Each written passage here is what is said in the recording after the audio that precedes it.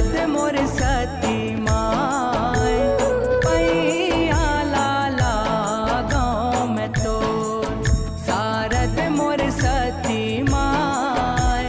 पैया लाला गाँव में तो शारद मोर सती माय पैया लाला गाँव में तो शारद मोर सती माय पैया लाला गाँव में तो सेम ही के मड़वा मोर हालर झूलर मोर हालर झूलर शारद मोर सती माय जहाँ तारी गोरी कूटे धान शारद मोर सती माय जहाँ शारद